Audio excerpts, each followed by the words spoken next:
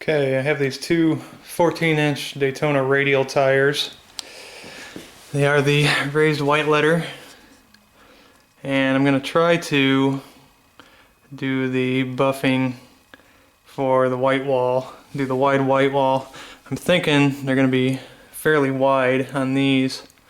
Should be easy to take down. These are worn tires, just used. They only got about half the tread on them, but so they won't be able to drive on a vehicle, but these are just for practice, and we'll see how they turn out.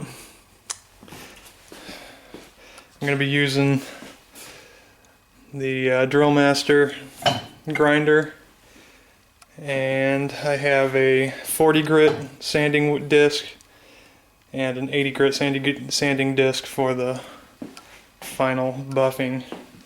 So we'll see how they turn out.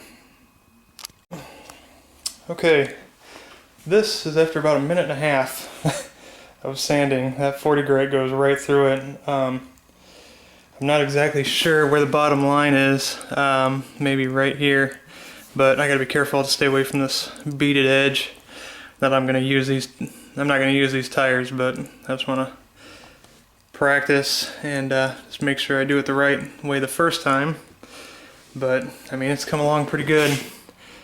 Yeah, it's a little rough, but supposedly that 80 grit will smooth everything out real nice. But yeah, it's cutting right through it. Somebody else mentioned a 36 grit, but that 40 grit is doing really good. There's not much difference, so I don't think I'd want to go any more gritty because that's cutting right through it good. So next shots should be of this thing all the way done. But yeah, it's a 215 7014. And it is producing a lot of dust.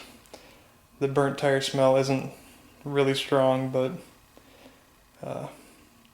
that's where it's at now. Okay, didn't turn out too bad.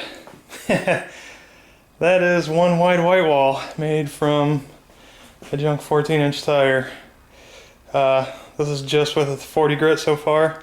The edge came out pretty nice. Not too bad. The worst part was right here where the white wall joins together, and I just can't get rid of that.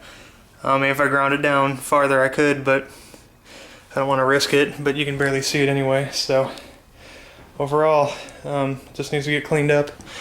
Man, this stuff does make a mess. I mean, it's all over my pants and boots, and it doesn't just, it wants to kind of stick to stuff.